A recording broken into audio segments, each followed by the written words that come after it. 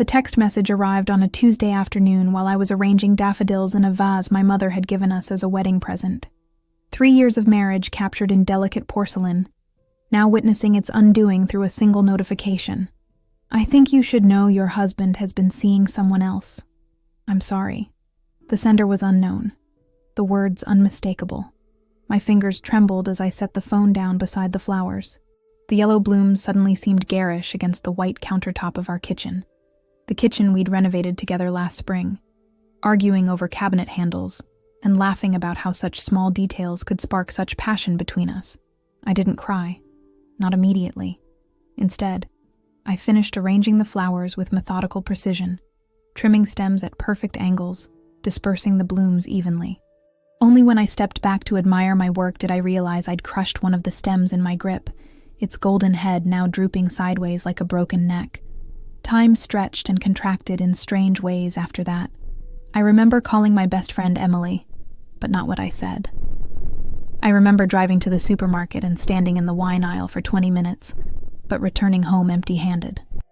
I remember watching our wedding video, pausing on Daniel's face as he recited vows about honesty and forever, studying his expression for hints of the lie that was to come.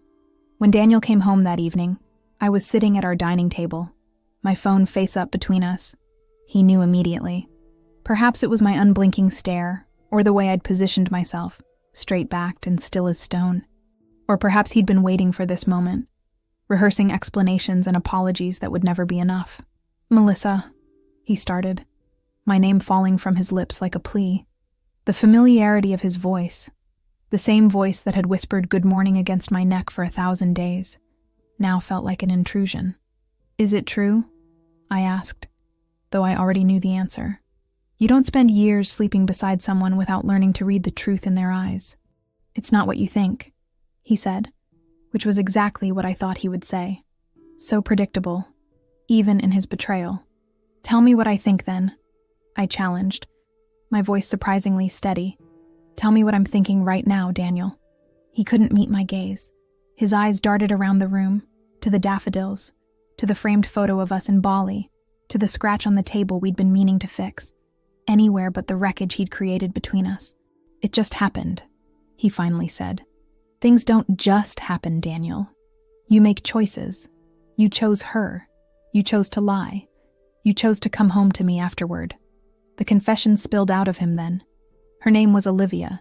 They worked together. It had been going on for 4 months. Each detail was another blow, but I remained upright, absorbing the impact. I remember thinking how strange it was that the worst moment of my life was happening in such an ordinary setting, under the glow of our dimmer lights that never quite dimmed enough, with the hum of our refrigerator providing a soundtrack to our unraveling. When he finished speaking, I stood up and walked to our bedroom. I could hear him following, his footsteps uncertain on the hardwood floors we'd picked out together. I pulled a suitcase from our closet and placed it on the bed. "What are you doing?" he asked, panic edging into his voice. "I'm not leaving," I said quietly. "You are." That night, as I lay alone in our bed that suddenly felt vast and unfamiliar, I caught sight of myself in the dresser mirror. My reflection was the same. Brown eyes, shoulder-length hair, the small scar above my eyebrow from a childhood fall. But I didn't recognize the woman staring back at me. Not yet. I didn't know then that this stranger in the mirror would become my salvation, that her unfamiliarity was the first step toward finding myself again. Grief comes in waves, they say. But after Daniel left, what I felt wasn't grief, it was emptiness. A vast, echoing space where something vital had been removed. I moved through our house like a curator in an abandoned museum, cataloging the artifacts of a life that no longer existed, his coffee mug still hanging on its hook, the dent in his pillow that refused to smooth out, the stack of science fiction novels on his nightstand, bookmarks still in place, stories left unfinished. Friends rushed to fill the void with well-meaning platitudes. "You'll find someone better," Emily assured me over wine that I couldn't taste. "At least you found out now, not 20 years in," my mother offered during our weekly phone call, as if betrayal came with an expiration date after which it would be unacceptable to return it. I nodded and thanked them for their concern, but their words slid off me like rain on glass. They couldn't understand that I wasn't mourning the loss of Daniel. I was mourning the loss of the woman I thought I was. Confident. Loved. Enough. 2 weeks after he left, Daniel returned for more of his things. I watched from the kitchen as he filled a cardboard box with books and records, his movements hesitant in a space that had once been his home. When he noticed me, he paused, uncertainty written across features I once knew better than my own. "How are you?" he asked, and the banality of the question almost made me laugh. How was I? I was hollow. I was rage. I was confusion wrapped in exhaustion disguised as normalcy. "I'm fine," I lied, because that's what we do. We say we're fine when we're anything but. He nodded, accepting this fiction because it was easier than the truth. "I've been staying at Olivia's," he said, as if I had asked, as if I wanted to know that while I slept alone in our bed, he was building a new life with the woman he'd chosen over me. "That's nice," I replied, the words tasting like ash. "I hope you remembered to take your allergy medication. Her Facebook says she has cats." I hadn't meant to reveal that I'd looked her up, studied her life through the curated images she shared with the world. But there it was, a small admission of how deeply his betrayal had burrowed into me. Surprise flickered across his face, followed by something like guilt. Good. Let him feel it. Let him carry some fraction of the weight that threatened to crush me each morning when I woke up and remembered all over again what had happened. After he left, I scrubbed the house as if I could erase any lingering trace of his presence. I rearranged furniture, donated his forgotten clothes to charity, and painted the living room a shade of blue he would have hated. But no matter how much I changed, his absence remained, a negative space, defined by what was no longer there. Nights were the hardest. In the quiet darkness, doubts crept in like thieves. Had there been signs I missed? Was I too consumed with my career, too confident in our bond, too blind to see the fractures forming beneath the surface of our marriage? I replayed conversations, searching for clues, for the moment when everything began to unravel. One night, unable to sleep, I found myself scrolling through old photos on my phone. There we were in chronological order, laughing on our honeymoon, celebrating birthdays, ordinary moments captured and preserved. I studied his eyes in each image, looking for evidence of discontent or deception, but all I saw was the man I thought I knew, the man who had stood before our friends and family and promised to cherish me always. It was then that the tears finally came. Not delicate, cinematic tears that leave cheeks artfully damp, but ugly, wrenching sobs that tore through me like a storm.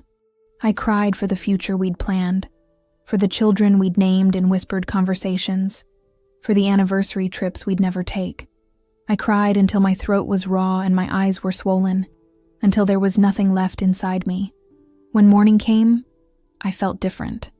Not healed, not even close, but emptied out, like a house after a flood, damaged but ready to be assessed, to see what could be salvaged and what needed to be rebuilt from the foundation up. I made coffee and took it outside to the small patio where Daniel and I used to watch sunsets. But this morning, I wasn't looking backward at what I'd lost. For the first time since he left, I allowed myself to look forward and wonder what might be waiting for me on the other side of this pain. The first small victory came on a Thursday, exactly 1 month after Daniel walked out the door with his cardboard box of belongings. I was standing in line at the corner cafe, the one we used to visit every Sunday morning, when I realized I had gone a full hour without thinking about him. 60 whole minutes where the weight of his betrayal hadn't pressed against my chest. I celebrated by ordering a pastry I would never have chosen when we were together, something with almonds that he was mildly allergic to, and savored every flaky, buttery bite. It sounds trivial, I know. An hour without thoughts of the man who had dismantled my life shouldn't qualify as an achievement. And yet, it felt monumental, like the first green shoot after a forest fire, proof that something could still grow in scorched earth. Other small victories followed. I joined a book club that met on Wednesday evenings, filling the time slot that had once been reserved for dinner with Daniel's parents. I reconnected with my college roommate Kate, whom Daniel had always found too intense, but whose unapologetic energy now felt like exactly what I needed. I rearranged the furniture in the bedroom, positioning the bed to face the window instead of the wall, so that sunlight would be the first thing I saw each morning. "You're doing really well," Emily commented one evening as we walked through the park near my house. The early autumn air carried the scent of wood smoke and possibility. "Am I?" I asked, genuinely curious. From the inside, my progress felt glacially slow, measured in inches rather than miles. "You're smiling again," she said simply. "Real smiles, not the ones you were forcing before." I hadn't noticed, but she was right. Something had shifted, almost imperceptibly. The pain hadn't disappeared. It still ambushed me at unexpected moments, like when I found Daniel's old sweater behind the dryer, or when a song we'd danced to played in the grocery store. But the pain no longer defined me. It had become just one part of a larger story I was beginning to write for myself. 6 weeks after he left, Daniel called. Seeing his name on my phone screen sent a jolt through me. Part longing, part dread, part a strange, detached curiosity. I answered on the third ring, surprised by the steadiness of my own voice. "I miss you," he said without preamble. I made a terrible mistake. Once those words would have been everything I wanted to hear. Now, they landed like stones dropping into still water, creating ripples, but not the tidal wave they might have caused before. "What happened with Olivia?" I asked, though I wasn't sure I cared about the answer. "It wasn't what I thought it would be," he said, and I could picture him running his hand through his hair the way he did when he was uncomfortable. "Nothing compares to what we had, Melissa. What we had." Past tense. Already, our 7 years together, 3 dating, 3 married, 1 betrayed, had been relegated to history, and perhaps that's where it belonged. "I'm not the same person you left," I told him, surprising myself with the truth of it. "I'm not sure you'd even recognize me now." "I want the chance to try," he pleaded. "Can we meet? Just to talk?" I considered his request. The old me would have jumped at this opportunity, would have seen it as a chance to reclaim everything I'd lost. But standing in my rearranged bedroom, looking out at the view I'd denied myself for years, I realized I wasn't interested in going backward. "I don't think that's a good idea," I said gently. "Not right now." After we hung up, I waited for regret to set in, for the doubt to creep back. Instead, I felt a strange lightness, as if I'd set down a heavy burden I hadn't realized I was still carrying. That night, I pulled out a notebook and began to write, not about Daniel or the pain or the betrayal, but about the woman I was becoming. The one who ordered almond pastries and rearranged furniture and said no when she meant no. The one who was learning that endings, even painful ones, could also be beginnings if viewed from a different angle. I wrote until my hand cramped, and the sky outside my window shifted from black to deep blue to the soft pink of dawn. When I finally set down my pen, I had filled 12 pages with possibilities, places I wanted to visit, skills I wanted to learn, the kind of love I would accept in the future. None of these dreams included Daniel, and for the first time, that didn't feel like loss. It felt like clarity. 3 months slipped by like water through fingers. Autumn faded into winter, and I watched the first snow of the season blanket my front yard from the window seat I'd installed where Daniel's desk used to be. My therapist, Dr. Chen, had suggested reclaiming spaces as part of my healing process, so I'd been methodically transforming every corner of the house that held echoes of him. The home office where he'd worked late nights now housed my painting supplies, the walls adorned with colorful canvases instead of his framed diplomas. The basement he'd claimed for his home gym had become my pottery studio, clay spattered and chaotic in a way he would have despised. Each transformation felt like reclaiming a piece of myself that had been buried beneath the weight of accommodating his preferences. "When did you start painting?" Kate asked during her first visit to my newly reimagined home. She was examining a landscape I'd created, all moody blues and violent purples, a storm breaking over mountains. "In college," I replied, running my fingers along the dried texture of the canvas. "Before I met Daniel." "I don't remember that. I stopped after we moved in together." He said the smell of the paint gave him headaches. The words hung between us. Another small revelation in a growing collection of compromises I'd made without even recognizing them as such. How easily I'd folded myself smaller, tucked away parts of my identity like winter clothes in summer. Not because he'd demanded it, but because I'd somehow internalized the belief that his comfort should take precedence over my passion. "Well, you're good," Kate said, squeezing my shoulder. "Really good." Her simple affirmation sparked something in me, a quiet determination to recover all the abandoned interests and dreams I'd set aside. I enrolled in a ceramics class at the local community center, joined a hiking group that explored trails every Saturday morning, and signed up for a cooking workshop specializing in cuisines I'd always wanted to try, but Daniel had dismissed as too exotic. Each new activity introduced me to people who knew me only as Melissa, not as Daniel's wife, not as the woman who'd been betrayed. Their eyes held no pity, their conversations no careful avoidance of topics that might remind me of what I'd lost. With them, I could be whoever I was becoming without the shadow of who I'd been. On a bitter January evening, I found myself laughing until my sides ached at a comedy show with my hiking group friends. The simple pleasure of unrestrained joy caught me by surprise. When had I last laughed like this? Without self-consciousness, without glancing sideways to check if Daniel approved of my volume, or the snort that sometimes escaped when something was particularly funny. The divorce papers arrived the following week.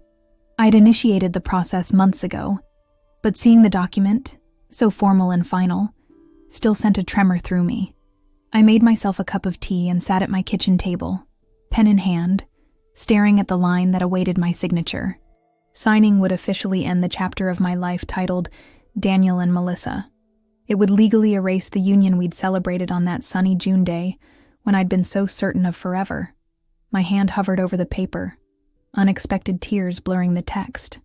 These weren't tears of regret or longing, but something more complex. Grief for the death of a future I'd once believed in. Acknowledgement of the love that had been real before it was broken. Recognition of how profoundly I'd been changed by both the marriage and its dissolution. I signed my name. That evening, I lit a fire in the backyard fire pit, another addition Daniel would have considered an unnecessary risk, and burned old photographs, not in anger, but in ceremony.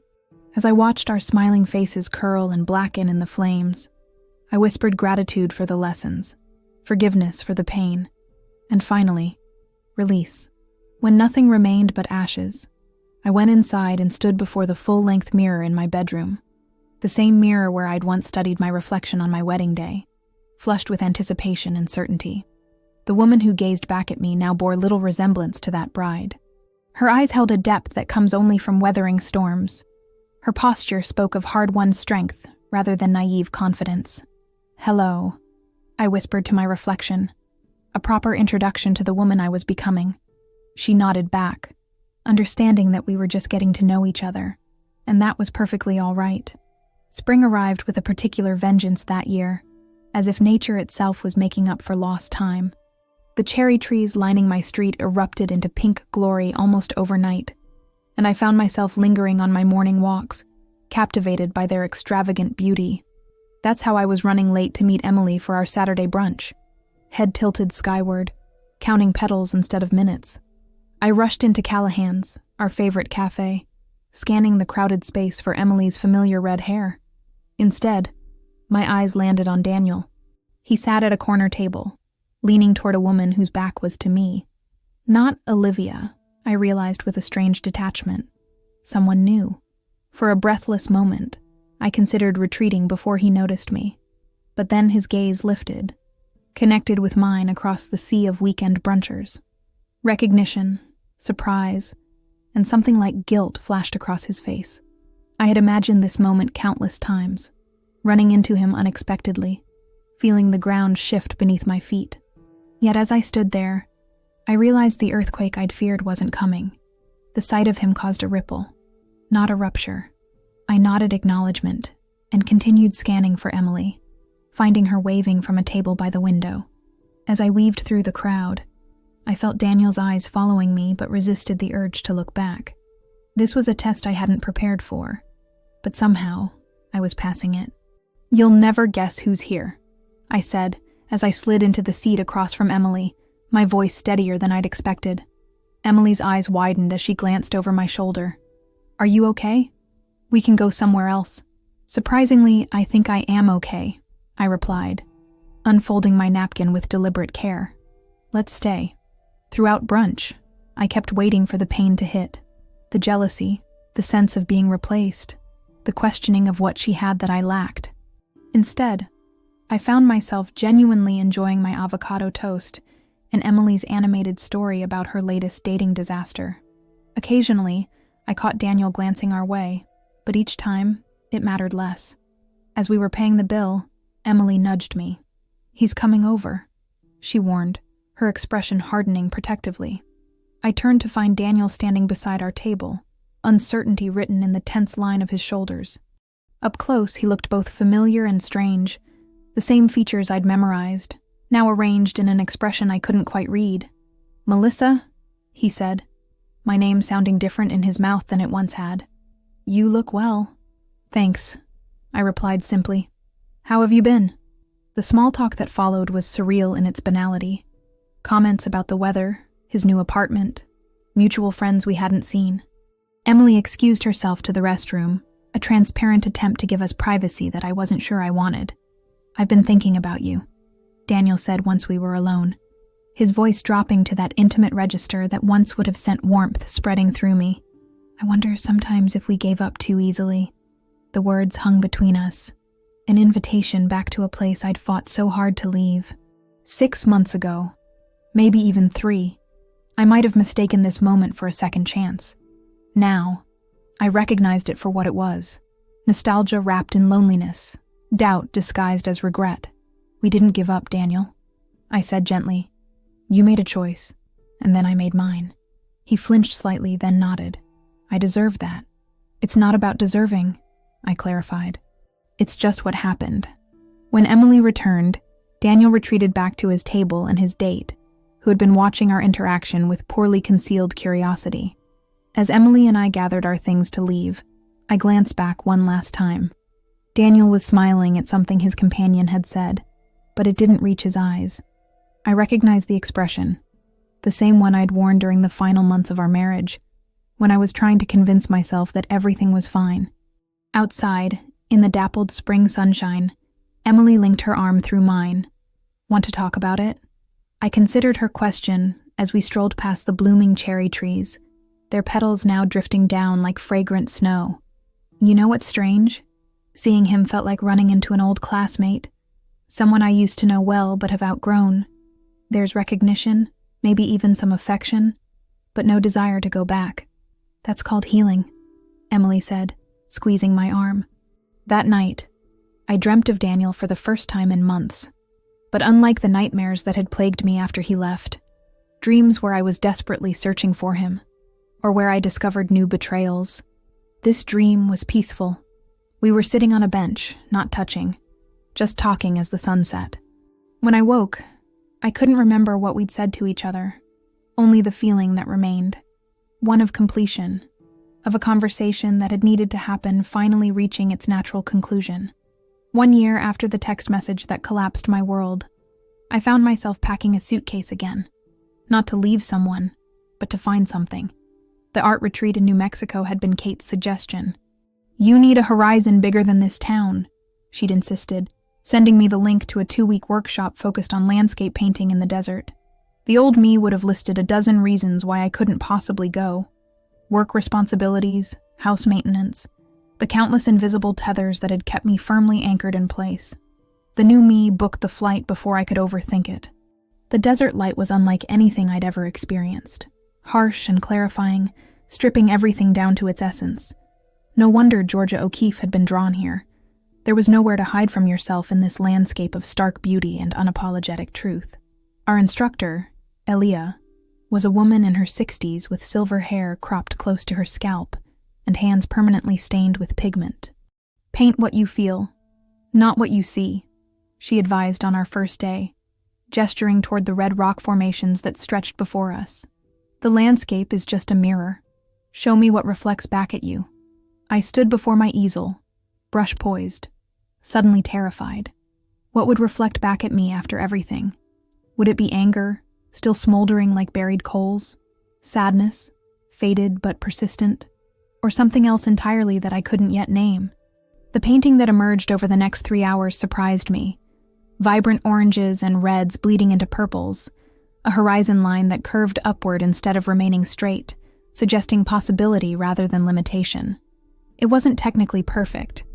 Elia pointed out issues with perspective and proportion, but she smiled as she studied it. "There's life in this," she said simply. "That's what matters." During the second week, we were each assigned to create a triptych, 3 connected paintings that told a story. I found myself drawn to the image of a door, first closed, then ajar, then wide open with light streaming through.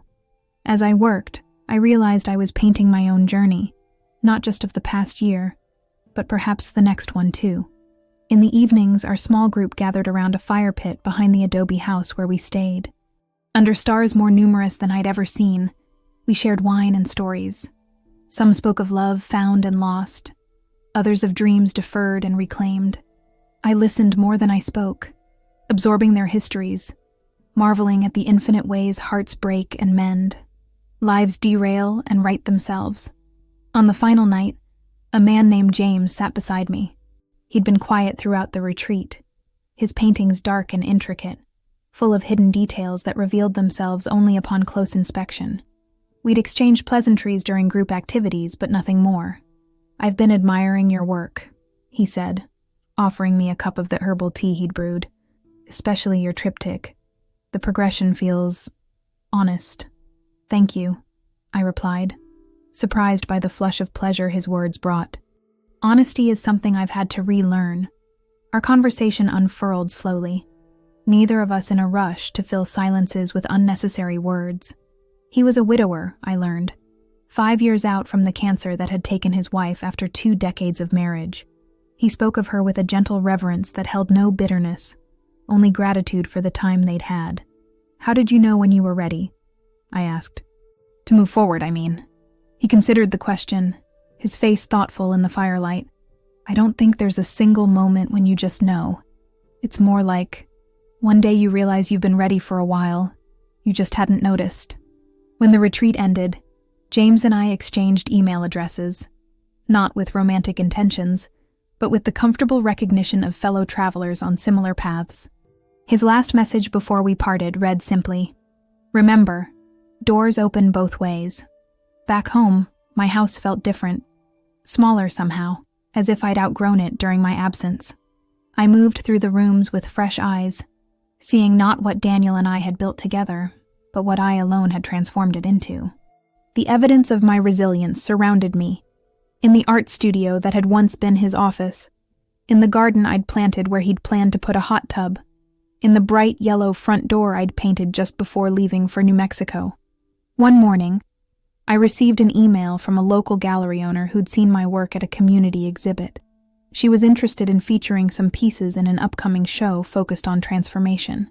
The theme, she explained, was Phoenix Rising, art born from personal or collective ashes. Standing in my kitchen, reading her words, I felt something shift inside me, the final piece of a puzzle clicking into place. This wasn't just about surviving what Daniel had done to me. It was about discovering what I could do for myself. The betrayal that had once defined me had become merely the catalyst for a much larger story. That evening, I called my mother, something I'd been doing more regularly since everything happened. "I have news," I told her, unable to keep the excitement from my voice as I shared about the gallery opportunity. "I'm so proud of you," she said. "Not just for the show, but for everything. You've built something beautiful from the ruins, Melissa." After we hung up, I stood on my back porch watching the sunset paint the sky in colors I would have once thought impossible, fierce pinks fading into lavenders and indigos. I thought about doors opening both ways, about deserts and mirrors, about all the versions of myself I'd been, and the one I was becoming. There was still pain. Yes, I suspected there always would be, but it no longer defined me. It had become just one color on a much larger canvas.